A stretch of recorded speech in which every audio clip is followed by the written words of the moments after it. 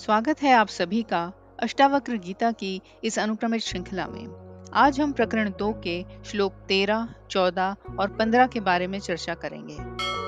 राजा जनक आत्म अनुभूति के क्षण में विस्मित होकर कहते हैं, आहा, मैं अपने आप को नमस्कार करता हूँ। इस संसार में मुझ जैसा दक्ष और समर्थ कोई दूसरा नहीं है, क्योंकि मुझ आत्मा ने बिना शरीर से स्पर्श किए हुए ही अनादिकाल से इस संपूर्ण जगत को धारण किया हुआ है।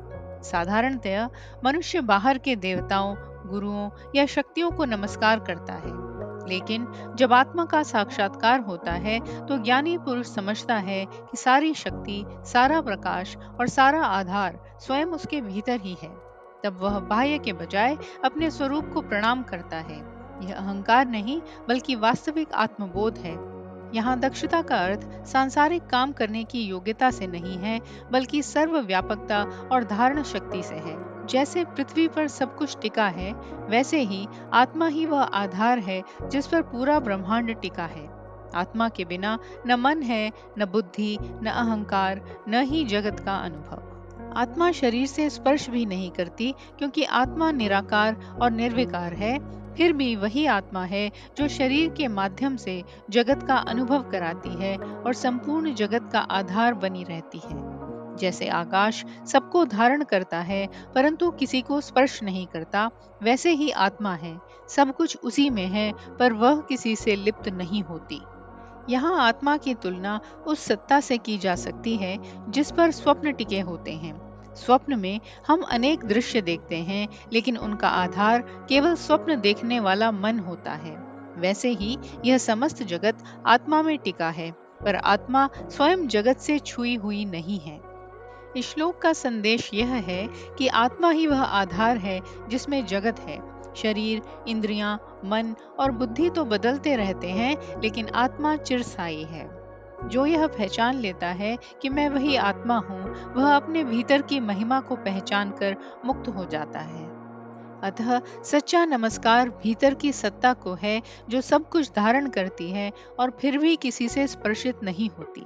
आत्मा की स्थिति को जानकर मनुष्य सच्चे आत्मबोध और मुक्ति का अनुभव करता है। अगले श्लोक में आत्मा की अद्वितीय स्थिति का बोध कराया गया है। राजा जनक आत्मज्ञान के प्रकाश में विस्मित होकर कहते हैं, आहा, मैं अपने आप को नमस्कार करता हूँ। मेरे लिए कुछ भी प्राप्त करने योग्य नहीं है। अथवा यह भी कहा जा सकता है कि वाणी और मन से जो कुछ भी अनुभव या व्यक्त किया जा सकता है, वह सब मेरा ही स्वरूप है। आत्मा के लिए कुछ भी प्राप्त करने योग्य नहीं है, क्योंकि आत्मा स्वयं पूर्ण है। हमें लगता है कि हम अधूरे हैं, हमें धन, मान, प्रेम या उपलब्धियों की आवश्यकता है, लेकिन आत्मा के स्तर पर देखें तो वहाँ कुछ भी कमी नहीं है। आत्मा तो शुद्ध चैतन्य है, उसमें न कोई कमी है न कोई अभाव। इसीलिए ज्ञानी कहते हैं, मेरे लिए कुछ भी शेष नहीं है। फिर कहा गया है, जो कुछ भी वाणी से कहा जा सकता है या मन से सोचा जा सकता है, वह सब आत्मा ही है।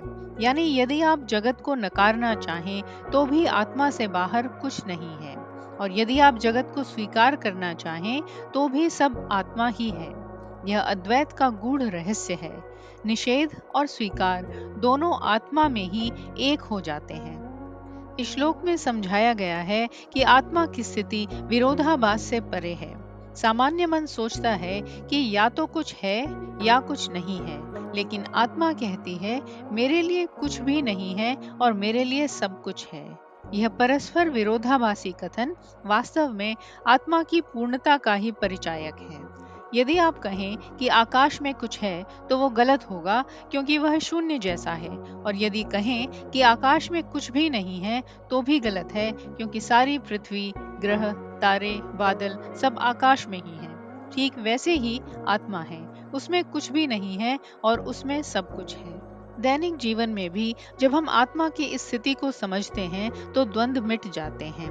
तब न हमें पाने की लालसा रहती है, न खोने का भय, क्योंकि हमें पता चल जाता है कि पाने योग्य भी वही है और छोड़ने योग्य भी वही है। यह समझ हमें गहन शांति और अद्वैत आनंद का अनुभव कराती है। सार स्वरूप आत्मा की महिमा अनंत है। वह न तो किसी वस्तु की कमी से ग्रसित है और न किसी वस्तु की प्राप्ति से पूर्ण होती है। आत्मा स्वभाव से ही पूर्ण है। चाहे आप कहें कि उसमें कुछ नहीं है, चाहे कहें कि सब कुछ है, दोनों ही बातें सत्य हैं, क्योंकि आत्मा ही सबका आधार और स्वरूप है। अगला श्लोक अद्वैत के दर्शन का अत्यंत सूक्ष्म और गूढ़ सूत्र प्रस्तुत करता है। सामान्यतः हम संसार को तीन दृष्टियों से देखते हैं। ज्ञाता यानी जानने वाला, ज्ञेय जिसे जाना जाता है, ज्ञान यानी जानने की क्रिया या प्रक्रिया। अष्टावक्र कहते हैं कि ये तीनों ही वस्तुतः वास्तविक नहीं है, ये केवल अज्ञान की कल्पना मात्र है। जब तक व्यक्ति देह की भावना या मन बुद्धि की पहचान में जीता है, तब तक ज्ञाता, ज्ञेय और ज्ञान अलग अलग प्रतीत होते हैं। परंतु जब आत्मा का साक्षात्कार होता है, तब यह भेद समाप्त हो जाता है। वहां केवल एक ही सत्य बचता है, शुद्ध चेतना, जो न जानने वाली है, न जानी जाने वाली है, बल्कि स्वयं में ही पूर्ण है। उदाहरण के लिए, जैसे स्वप्न में हम अपने चारों ओर संसार देखते हैं, लोग, वस्तुएं, क्रियाएं, पर जब हम जागते हैं तो पता चलता है कि स्वप्न में दिखने वाला सब कुछ हमारे मन से ही उत्पन्न हुआ था। ठीक वैसे ही जब आत्मज्ञान होता है, तब यह स्पष्ट होता है कि ज्ञाता, ज्ञेय और ज्ञान ये सब आत्मा की ही छाया है, आत्मा से अलग कुछ नहीं। यह त्रिविध विभाजन केवल अज्ञान के कारण ही अनुभव होता है। जब तक व्यक्ति यह नहीं समझता कि वह शुद्ध आत्मा है, तब तक उसे संसार, वस्तुएं और अनुभव वास्तविक लगते हैं। लेकिन जब ज्ञान की ज्योति प्रकट होती है, तब वह देखता है कि सब कुछ उसी एक चेतना का विस्तार है। अष्टावक्र यहाँ कहते हैं, मैं वही शुद्ध, निर्मल, निरंजन आत्मा हूँ जो किसी भी विकार, गुण या दोष से रहित है। वह आत्मा न सुख दुख से प्रभावित होती है, न जन्म मृत्यु से, न कर्मों से। वह साक्षी स्वरूप है जो केवल देखता है पर कभी बदलता नहीं। इस श्लोक का सार यह है कि जब साधक आत्मा के स्तर पर पहुंच जाता है, तब जानने वाला और जाने जाने वाला दोनों ही समाप्त हो जाते हैं। वहां केवल एक अद्वैत सत्य शेष रहता है, वह मैं स्वयं हूँ। इस अवस्था में व्यक्ति समझता है कि मुक्ति कोई बाहरी उपलब्धि नहीं है, बल्कि अपने असली स्वरूप की पहचान है। जब अज्ञान मिट जाता है, तो संसार की द्वैत भावना, कर्म बंधन और मैं तुम का भेद समाप्त हो जाता है। तब आत्मा स्वयं में ही स्थित हो जाती है, शुद्ध, शांत, प्रकाशमय और निर्लेप। यह श्लोक हमें सिखाता है कि आत्मा का साक्षात्कार होते ही सारा द्वैत और भेदभाव मिट जाता है। तब ज्ञाता, ज्ञेय और ज्ञान तीनों एक ही चेतना में विलीन हो जाते हैं, और वही अवस्था वास्तविक मुक्ति है, जब केवल मैं हूँ का शुद्ध अनुभव रह जाता है। आप देख रहे हैं सुनो और सुनते ही रहो, जहाँ हर शब्द, हर विचार और हर सीख आत्मबोध की ओर एक कदम है। तो सुनते रहिए और समझते रहिए। हमारे उत्साहवर्धन के लिए लाइक, शेयर, कमेंट और सब्सक्राइब जरूर करें। हमारा उद्देश्य है प्राचीन ज्ञान से आत्म जागृति। यदि आप इस मिशन में सहभागी बनना चाहते हैं, तो चैनल ज्वाइन करें और इस यात्रा में हमारे साथ चलें।